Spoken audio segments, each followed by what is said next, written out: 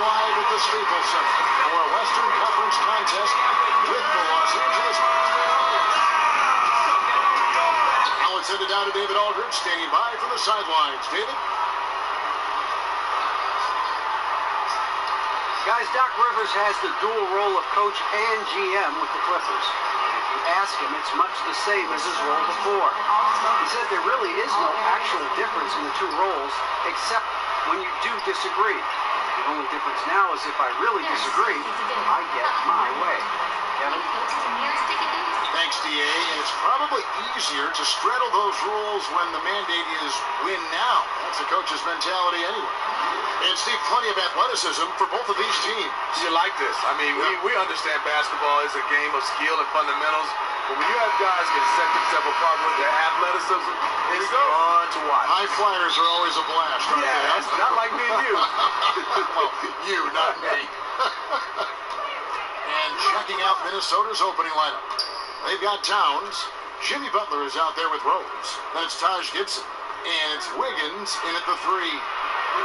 And that one, good. Butler's got the scoreboard going with his first points of the night for the Timberwolves. Here's Beverly. There's a screen by Gorton. Outside Bradley. Gorton with the screen for Bradley. Shot off the pick. Hits the front of the rim and out. And now Minnesota on the fast break. Rose has got the ball. And that's the Derrick Rose of old. Full speed ahead and bursting to the rim. Clippers with the ball. 4-point game. About 1 minute into the first quarter. Gorton with his screen on Rose. Left side Bradley. Misses the 3. Los Angeles on D. And last season, Taj Gibson dealing with his name being on the trading block for a good portion of the time. Steve seemed like it was finally his chance to break out and put up big numbers, too. Well, you see Taj Gibson's ability to play above the rim. Defensively, he is solid. You were waiting for his offensive game to catch up to everything. He's not there yet, but he's one of those guys that's a terrific contributor on their team, and you got to have it. There's a screen by Gorton. And here's Beverly. Here's Harris. 5 on the clock. Soft touch on the pass. A strong move to the basket there. Nice power to get that up and in. He may be ready to throw down the gauntlet in this game, just attacking the basket early on. Gorton against Towns. Outside Rose.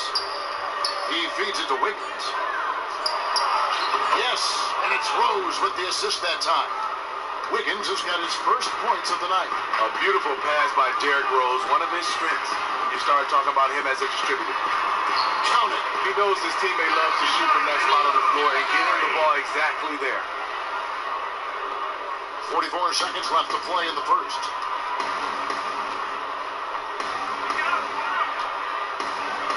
Outside Gibson. Back to Rose. It's stolen by Bradley. Gallinari gets to Beverly. And Gibson sends it down. Gibson is in there to get dirty on defense. His shot blocking is exceptional. Can't be careless around him. And the Timberwolves tack on 2 more.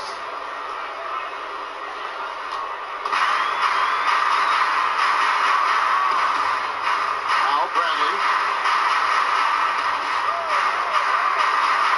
He dishes it to Beverly. Gorton with the screen for Beverly. And it would have counted had it fallen, but it's offline. And we reach the end of the first quarter. Timberwolves lead by 6. And the second quarter will be on the way when we come back.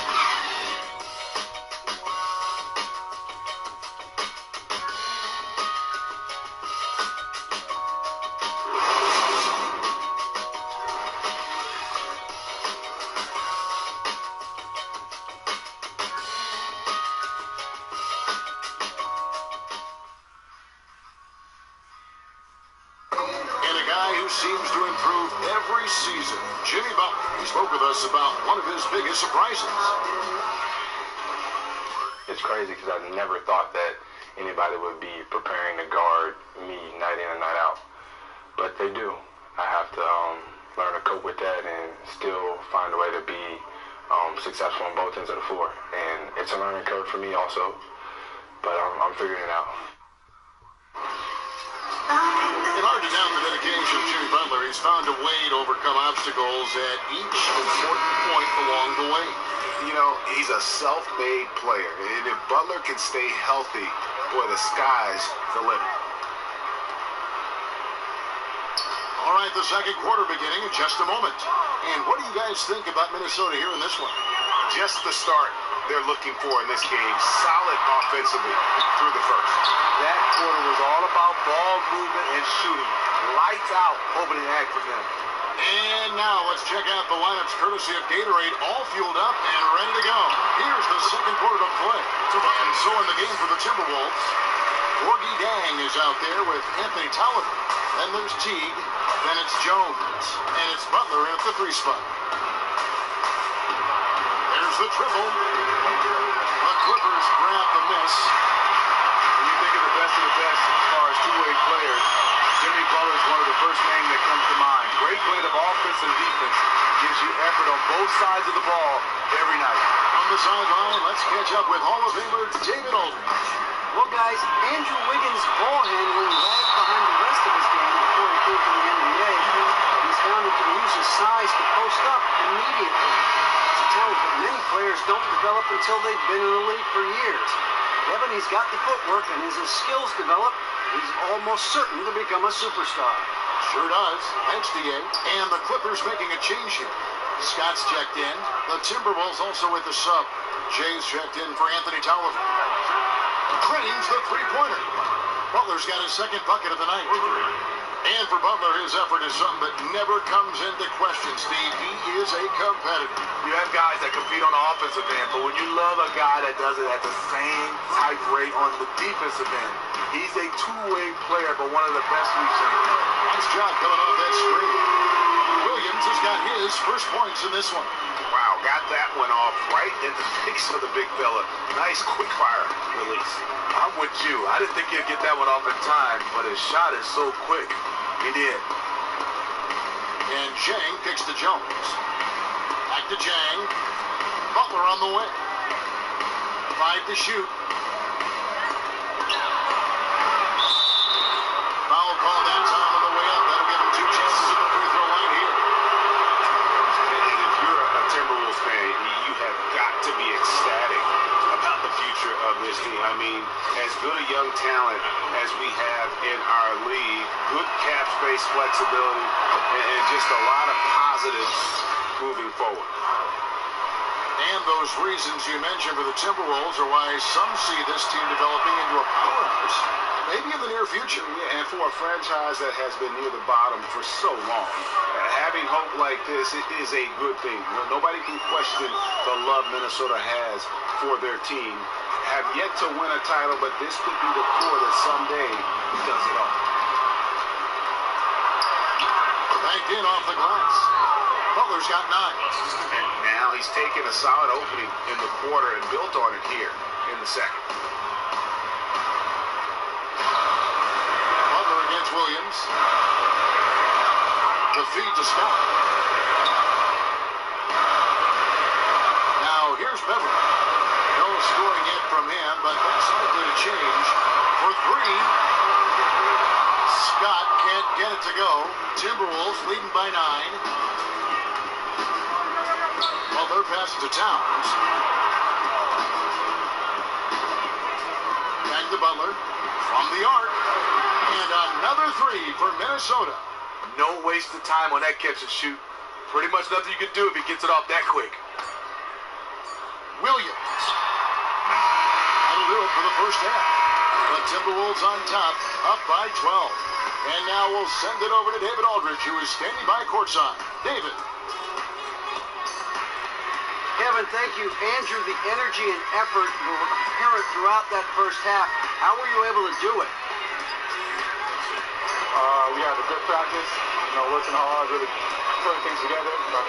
Keep doing that and come out with a W. Hey, thanks for your time. We appreciate it. Back to you, Kevin. It's the 2K Sports Halftime Show. Welcome back, everybody. I'm Ernie Johnson, along with Shaquille O'Neal and Kenny the Jet Smith. One half completed. Let's break it down. It's Minnesota out in front at the half. They are leading by 12. Shaq, let's get your opinion on their game so far. Well, they're getting high percentage looks, good game planning. The ball is moving around. Guys aren't pulling the trigger at the first thing they see. They're definitely staying disciplined. That's a big part of what has them having the lead at the halftime. Kenny, what's your take on the Clippers? Well, I think they could be way more physical than they have been in the first half. Their defense gave up way too many easy looks, and that kind of defense will turn to a loss any night.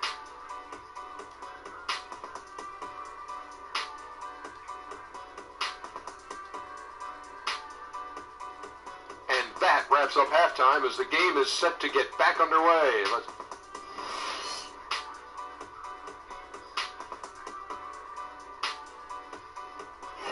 Welcome you back with a view of the 110 freeway cutting right through downtown Los Angeles. Never a shortage of traffic on that stretch of road. Welcome back, everyone, to the start of the second half. Big margin on our hands, but we'll see if that gap narrows down in the third and fourth quarters. We are seeing a tremendous game from Jimmy Butler. He created a lot of quality shots for himself in that first half, and he knew when to pass it up when the double team came. Just awesome on-court awareness, knowing when to take it to the hole as well as dish it out. That's why he is such a crucial member to this team. Well, they say it's a copycat league. I think every pro sport is like this, but we still see a lot of different approaches to offense. Anything that catches your eye in the way that offenses are run now, or any particular team's style that you think is just terrific? Well, I think the style right now is when you have 5 guys in motion, when you have space on the floor, and guys are cutting and moving without the basketball. Isolation basketball, I think pretty much is not the way you can win a championship. Dead, and it's tough. Number one, it's difficult to be continually successful in those isos. And easy to guard. I mean, one guy, all eyes on him. He's trying to make the play and go through multiple guys. That's hard. Yeah. They've got Avery Bradley.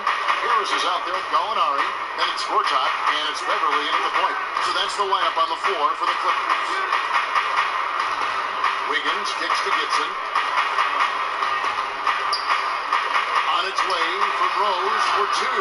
It's hauled in by the Clippers. When you're that wide open from a very makeable distance, you have to come away with points. Harris dishes to Beverly. Kicks it to Gortat. Outside Brent.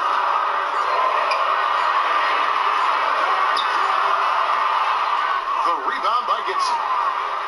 Minnesota leading by 10. With the way the Clippers have ended the last 2 seasons, they can't help but feel nervous if they get back into the playoffs. Don't you think, Steve, 2 times in a row they've been up in a series? Both times they've ended up, going home losing. Yeah, I think for the Clippers, but they got to look at it and say, hey, you know what? We've had injuries to star players. They won't be able to shake this until they win another series. Rose kicks to Towns. Nice ball movement by Minnesota. Lays it up, and despite of the excellent defense at that, Towns has got the lead up to 12 now for the Timberwolves. They can use a big shot here to get this offense going. Too many empty possessions. Right. Now that's how we play the game. Bring it in. Let's go.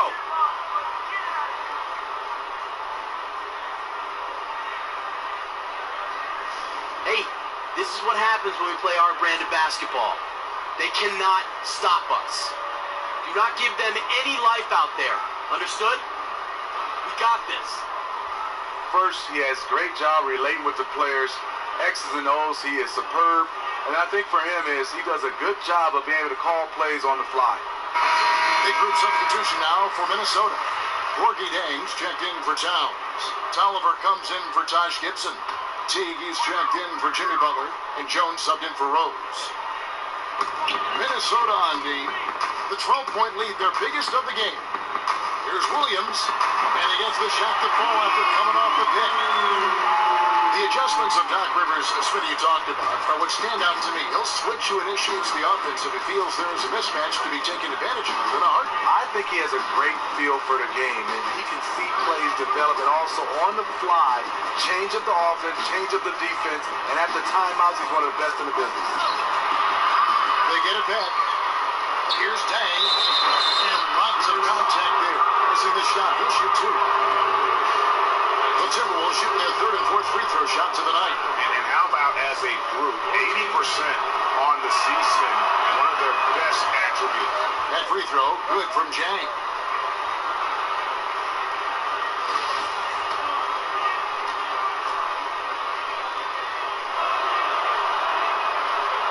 That one falls, so he hits both of them. A little over 2.5 minutes off the clock in this final half of play. And a foul called on Tyus Jones. That's his first foul. First personal foul coming on the floor for your Clippers.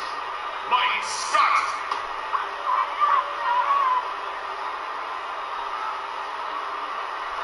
Here's Williams.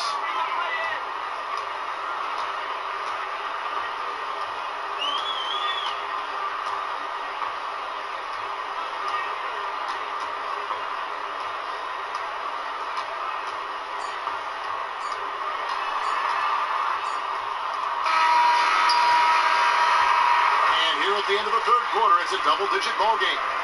Timberwolves lead by 12. And don't go away. We'll be back momentarily.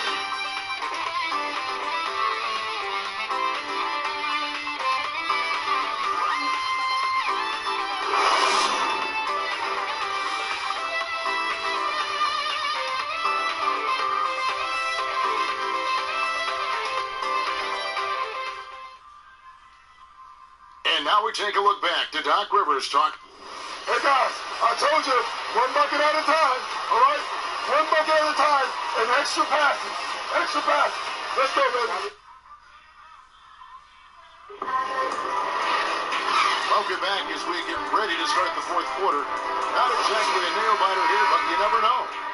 Well, we know the NBA has always valued scorers, guys that can put the ball in the basket and get paid to do it and do it well and do it a lot. Do you think, Steve, the great defenders are still undervalued in this NBA? Yeah, I think so. I think people don't understand from my day to now, because of the new rules, no handshaking, no touching.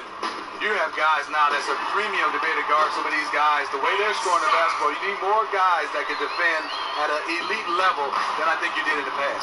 Harder to play good defense or good offense? I think harder to play good defense right now because you can't touch. Guy coming at you, full speed, just a sleight of hand touch, it's a foul. So more effort, more hustle required on that end. More team defensive minded right now, I think, as well. And so in the game for the Timberwolves, Taj Gibson is out there with Gorgie Dang. And it's Rose, then it's Andrew Wiggins, and it's T in at the shooting guard position. 6 to shoot. Beverly the pass to Harrell. Here's Scott. Scott missing again. Low percentage shot from long range. Terrible decision, especially when you still have a chance to win this. Rose kicks the T. Fires for three. It's good from long range. If you give team, bring it in. Take a seat.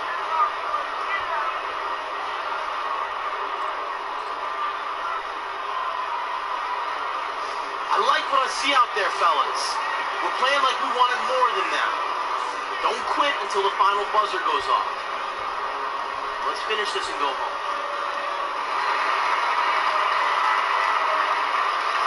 Rightfully drew a lot of interest around the league. An athletic slasher and dangerous pick-and-roll operator. You knew he'd land on his feet.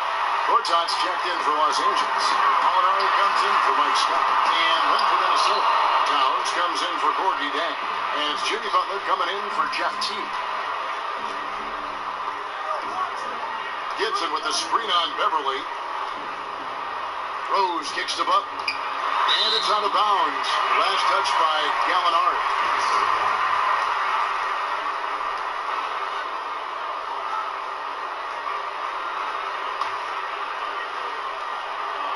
Just over a minute and a half played here in the fourth. Butler, no good. A three-point marksman. He couldn't have asked for a better look. Sometimes it just doesn't go down.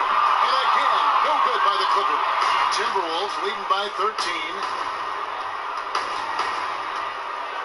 Here's Rose.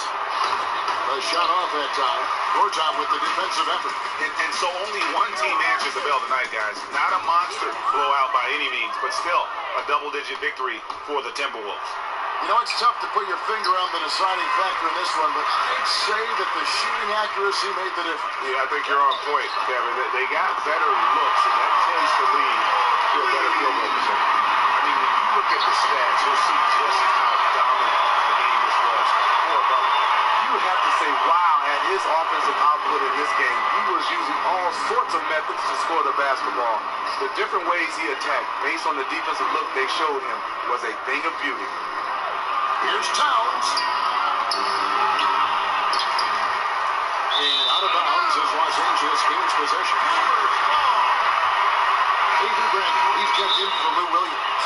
Los Angeles. Way to work, gentlemen. Let's go now. Hustle up.